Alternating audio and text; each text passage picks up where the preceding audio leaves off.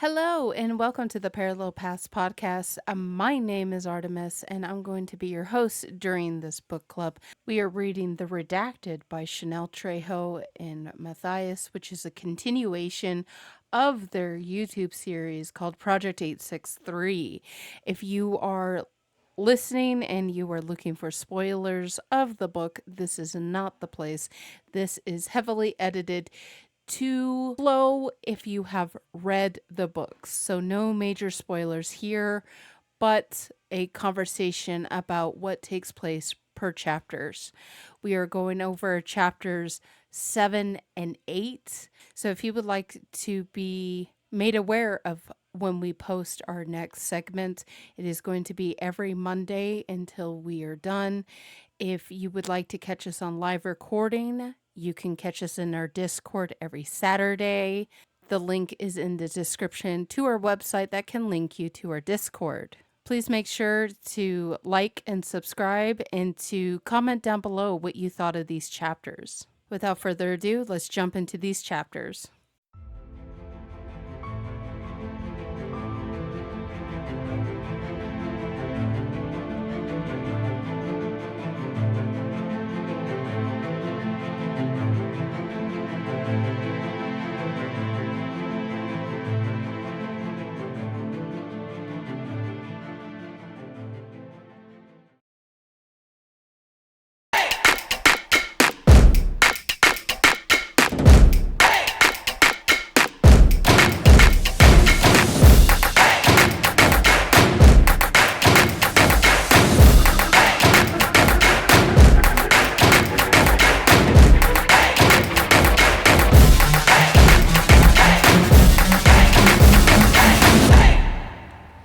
So we're starting on page 116, chapter 7, A Flower That Never Bloomed. We pick up at Megadesk at 9:30 in the morning. This is after we've had the face-off. Matthias had his face-off with the new Phantom. And I think we agreed his name is going to be Hyphen, right? Hyphy. Hyphy is Syphy. They're talking about the new Phantom. And they're debating about whether the spire is active or not. Matthias does not believe that it has anything to do with the spire because it doesn't sound like Nelson. But they do come to the senses that they do need to go to the spire just to double check. We get kind of the anxiety inside of Matthias's head. And I'm wondering if you guys thought it the same thing as I did. Like, it was really interesting to get the inside perspective of what mentioning the spire or even going to the spire, the anxiety that builds up in Matthias. I really like that's one of the reasons why book format is so much better than the movies usually, because you get these like personal inside perspectives of what the character's going through. So, in my opinion, I think it's interesting that Matthias, that even the thought of going to the spire brings confusion and suffocating fear, because this is when he came out and the mind control finally wore off. And it said it left him in shambles. Feels like you were really there with him. Yeah, and it kind of gives you the reason of why this is such a nightmare and holds such negativity for Matthias. And when they go to the spire, really the only evidence that they get at the spire, it's interesting to see what he thinks on things. Exactly, T. Also, it's interesting, on page 118, it's interesting the first sentence that we get there. It says, "I'll spare you the details of our trek, subject 4." I don't know if that's like a third wall break or what, but clearly they know that this is being written and that subject 4 is going to be reading it, even though it's recording Matthias's thoughts. I found that a little confusing, that "I'll spare you the details of our trek, subject 4. The drive from the studio to the spire was uneventful." There was definitely a third wall break there. It's almost like Deadpool talking to the audience. So it was a little like, wait, what's going on there? So I don't know if that's going to come back to us. The only thing that they find is they find that the spire is indeed shut down. It is not working, but they do notice that there are wrappers and packages, like food packages, scattered about the place. There's a cot there that they don't believe was there before, but they were in such a heightened state, they don't remember it. At the end, at the bottom of 119, Bailey brings up the lantern because they have a big problem. They have a problem of this phantom running about because it's not just a Halloween costume you can pick up at, Halloween spirit stores, even though that would be really cool. But it's a unique type of outfit and getup that they wear. So how did this person get this getup? As far as we know, phantoms are only under the influence of the absolute, aka Nelson. So they have this big dilemma of who is this guy? Is he truly a phantom? And if he is truly a phantom, he's got to be under Nelson's control. But during the face off, Matthias never got that feeling that he was talking to the absolute or Nelson, because he's been inside this guy's head. So he knows he's probably our best indicator of who Nelson is and what Nelson is. So who is this guy? Where did he get his phantom get up? If he is under the control, it's got to be a something. So on page 119 at the bottom, Bailey mentions the lanterns. And Matthias, we never got confirmation, I believe, in season 4 of what actually the lanterns were. We did get the schematics and we all kind of deduced what we thought it was, but Matthias basically says what they are at the bottom. It says the lantern can initiate someone that does have the full serum cocktail inside them, yes, but who in the redacted would have active serum inside them without the others knowing? I mean, we didn't know that Matthias had active serum inside him until it was too late. I know Subject 4 was picking it up and everyone was turning against Matthias as Subject 4. I remember when Nelson was controlling Matthias at that time in real time. Subject 4 was turning against Matthias. I kind of was reserved because Subject 4, let's face it, Subject 4's favorite person is Woods. And Woods quitting in season 3 and being driven to quit and being pushed to quit. I kind of that was like kind of the splitting points of when Subject 4 decided they no longer liked Matthias because the black outfit. Matt always wears black though. Like he went through an emo stage. Plus his behavior changed towards his team and Subject 4. It did. We did feel like he was trying, in hindsight, going back and watching those episodes, you can see where Matthias was trying to split up the team. And he even tried to peg Tanner on things, and Tanner's not even a subject. But what pushed Woods to quit was when he stole the file of Patient F. And that's what pushed Woods over the edge. And I thought that was all kind of Woods' doing. I don't really think that was set up by Nelson. I mean, it worked out nicely for him.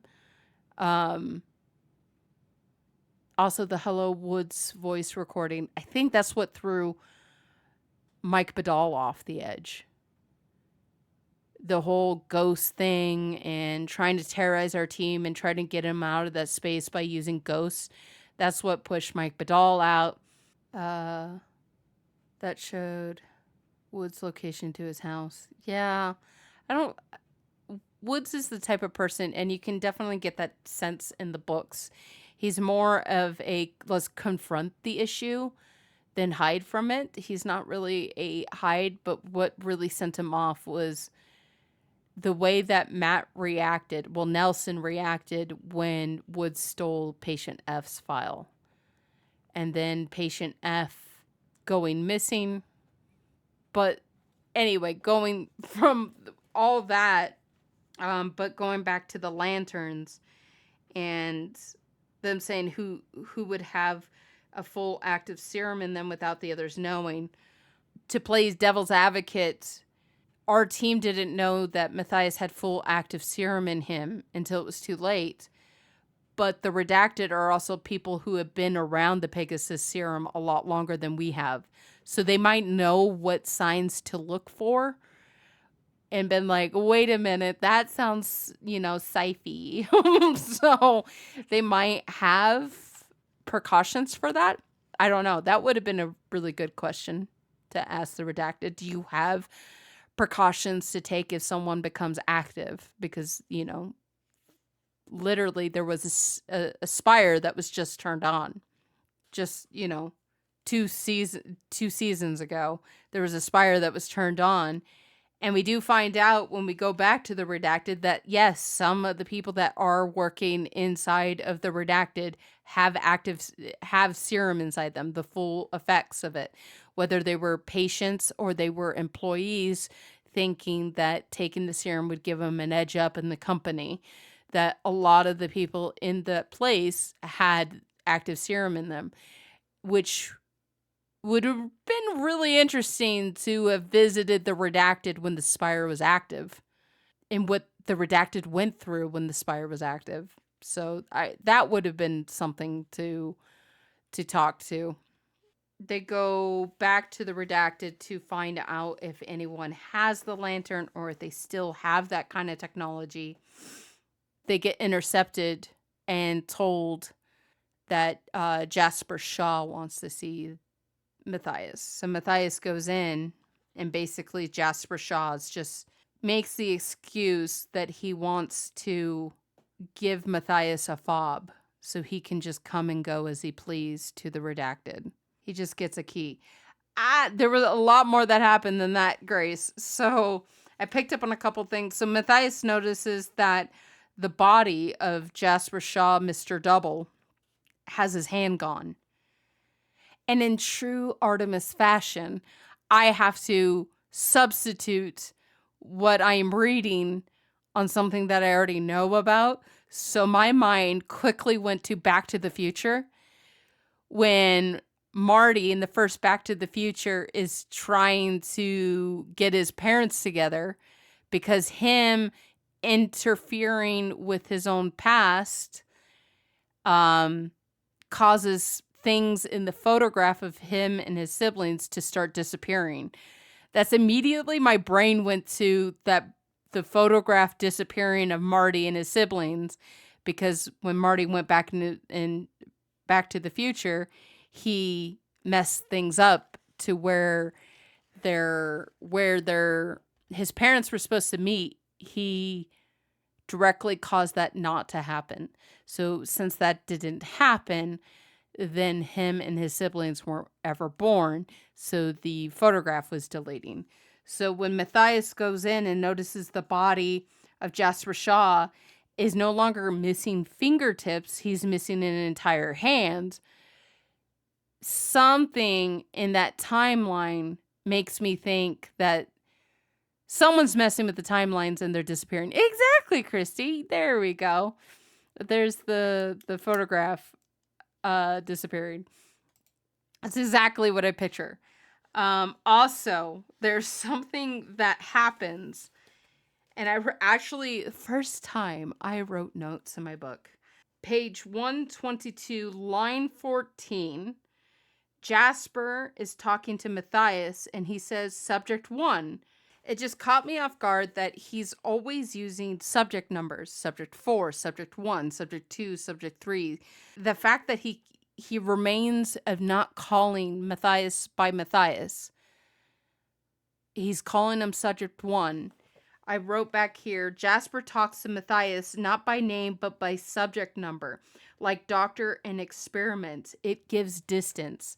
So what it is that when, like what Grace said, treating us like lab rats, when you are doing human trials or something like that, human experimentation, again, going back to real life effects like Nazi Germany, everyone who was experimented on by the Nazis were given numbers, or not only experimented on, but in any of the concentration camps were referred to by numbers and not names, because they were treated more like animals than humans, because it kind of helps the people doing these awful things giving distance.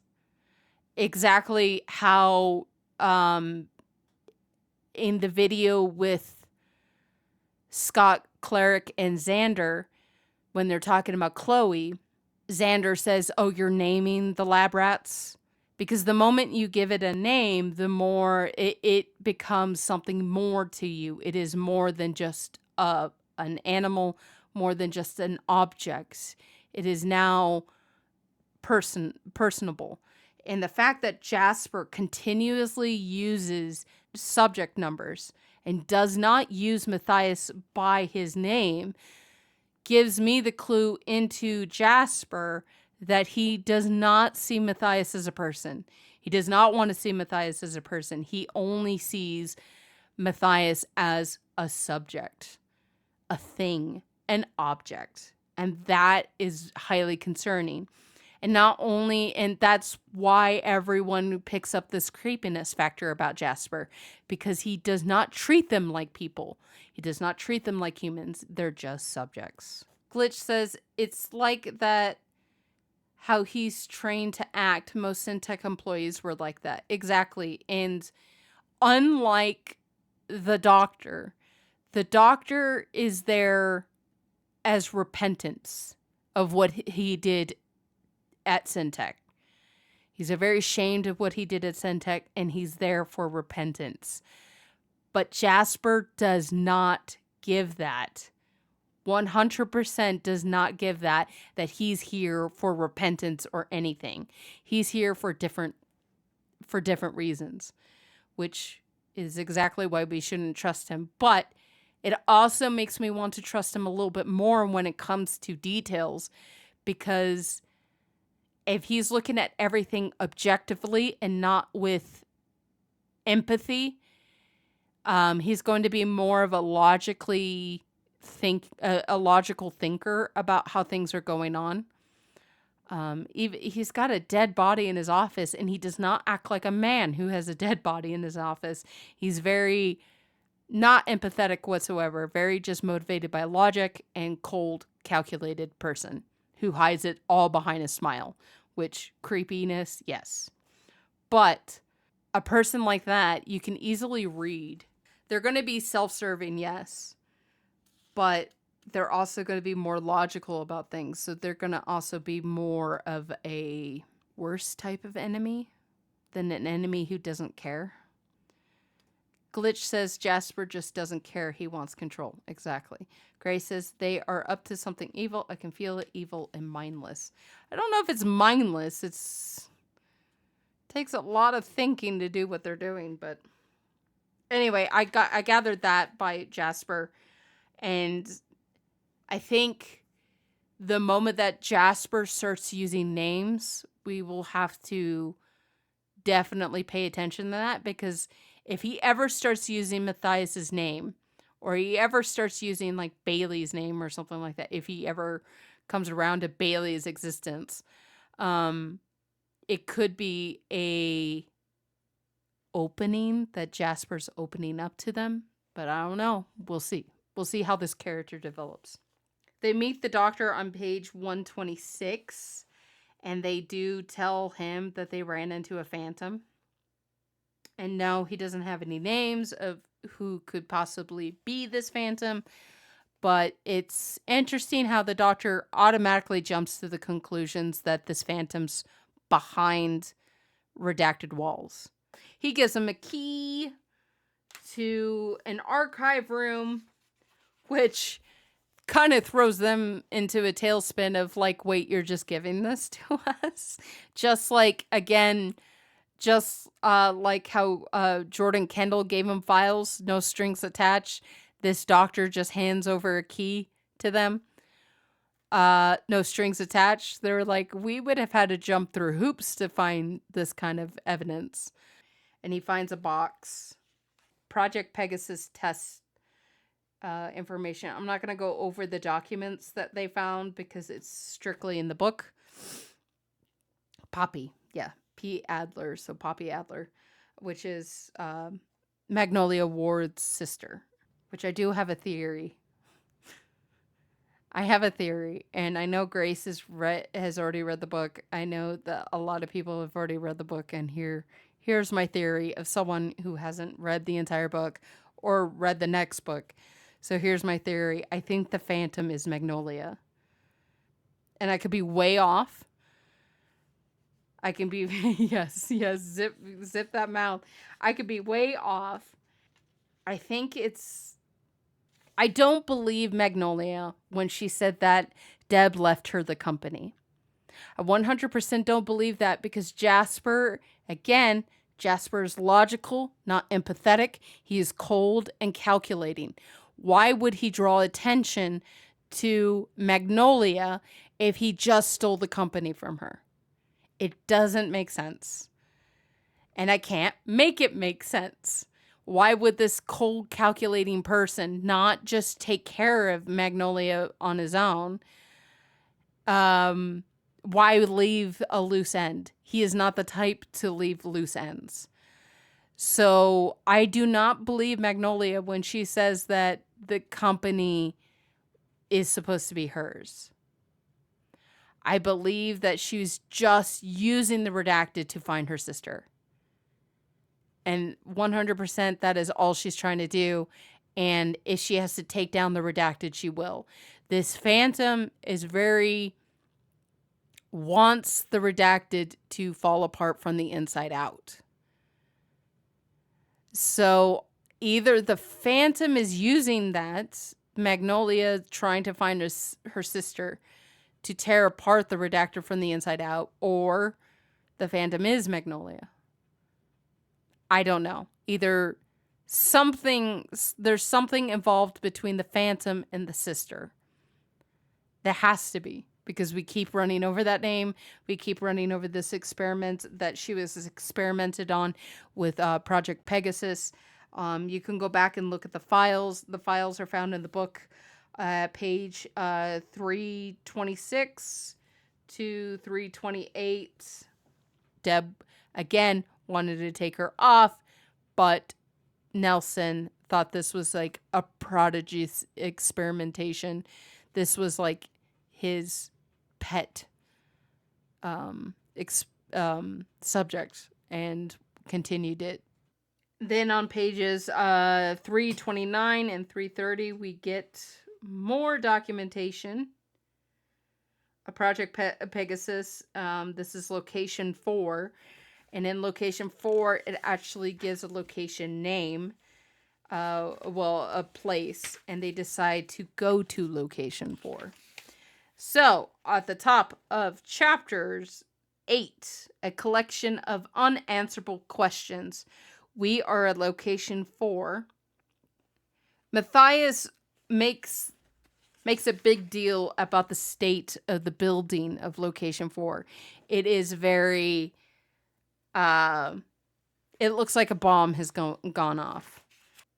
That every floor that they mention that Matthias enters, he's always pointing out the fact that the windows are blown out, that it looks like a bomb has gone off. There's only a slight spike in the Geiger counter. Nothing, they've seen worse, that Wood says. But there is a spike there that leaves Matthias to think that the serum has been there So what kind of experiment went on to cause location 4 to look like Chernobyl, I guess. They decide to split up, and again, we have this voice that is trying to help Matthias, but he doesn't heed it, saying that splitting up is never a good thing. They decide to split up and take different levels. Matthias, on his level, finds a note by Jasper Shaw written about a patient 2126, which we all know to be Poppy, Magnolia's sister, and that they were testing on her, and that she can produce infinite amounts of energy depending on how much we make the subject's mind jump. So when she jumps, she basically becomes a battery. While he's on his floor, he gets trapped by Hyphy. Hyphy shows up, and the Phantom locks him on his level. So he calls Woods. Woods gets him out. So Matthias decides to call Bailey, and Bailey does not pick up her phone, and it is the Phantom. When they get up to Bailey's level, the Phantom's there. And I want to draw attention to why I think Magnolia is either the Phantom or working with the Phantom. Because on page 145, right in the middle of the page, at the end of the 1, 2, 3, 4, the end of the fourth paragraph, Matthias's feeling is like, please be okay, please be okay. Splitting up was my plan, and I could be endangering I can be endangering my team again. And the Phantom followed us from Magnolia's house. And I highlighted that again because it doesn't say he follows us everywhere. It says he followed us from Magnolia's house, which made me think it's probably Magnolia. Like as soon as they left, just followed them back. But anyway, the Phantom is holding Bailey out of an open window. She's clutching onto him, and the Phantom is threatening Matthias.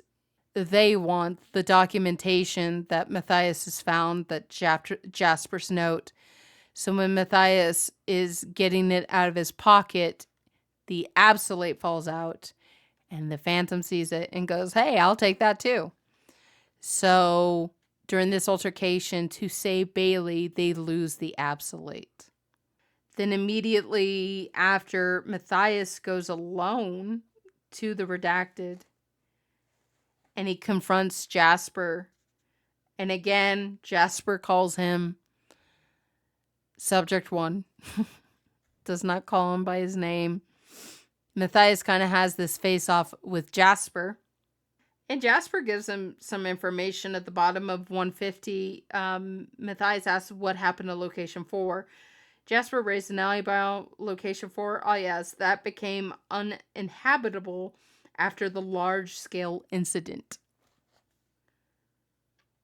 And he basically says that Poppy turned into... They figured that when they put Poppy in between the timelines and like forced her mind into different timelines and fractured her mind, the more energy she could create in this device and basically become a battery.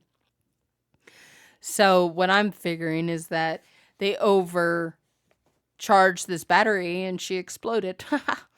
But he does say that Poppy disappeared. The page of 152, the 8th line, Matthias notices what I picked up on when he calls people by subject numbers. Matthias says he speaks as if she wasn't a human being. She was just some prop for him to get ahead and rub elbows with a madman. That he did not care about Poppy whatsoever, or her death, or what happened to Poppy. She was just a subject. And so he's starting to pick up that that Jasper does not see them as people, but sees them as subjects. Jasper says he was the one on the other end of the syringe.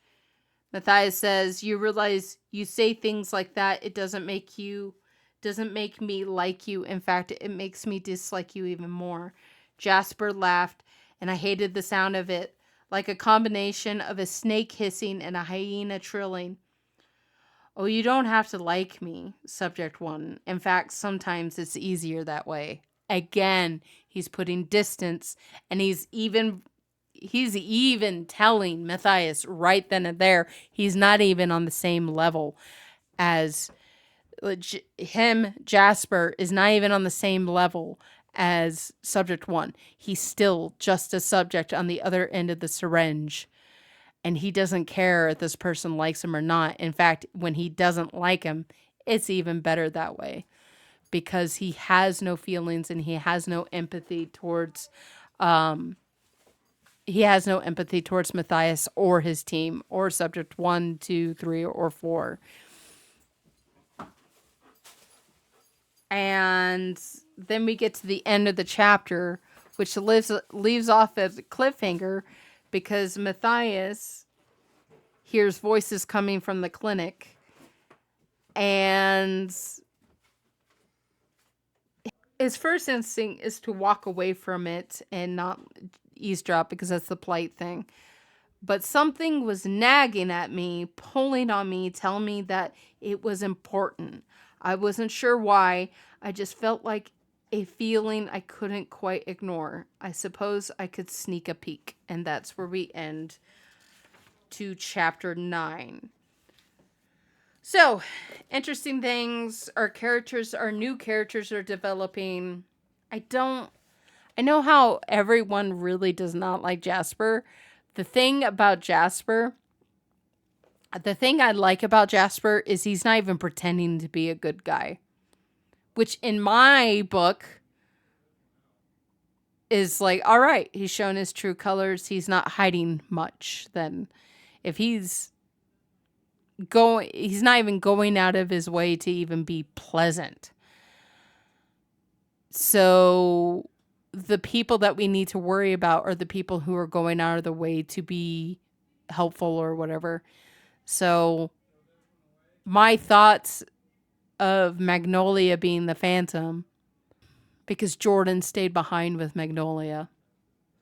So if Magnolia is the Phantom, then Jordan would be implicating it. Or Jordan could be the Phantom and Magnolia is helping her. I don't know. I know a lot of you are like, my lips are sealed. My lips are sealed. Yeah, I know. Not Jordan. I don't know. Because, like, your first instinct is to think it is Jasper. I don't think it's Jasper. I don't think plain Phantom. Plain Phantom is too beneath him. T, you make a really good point. Arden is a suspect. Or the engineer. The engineer was also helpful. I just mentioned him, Chrissy, as you wrote that. Leon. She might be right. She might not. Yeah, we'll see. So we're going to continue reading, doing our readings. I will see you guys next Saturday. Thank you for making it this far along in the video of the book club series. I hope you all enjoyed our discussions, and I can't wait to see your thoughts of these chapters down in the comment section down below. Once again, please make sure to check out our websites and links to where you can get your own copy of the Redacted all down in the description. Hope you have a great week, and we will see you guys next week. Bye.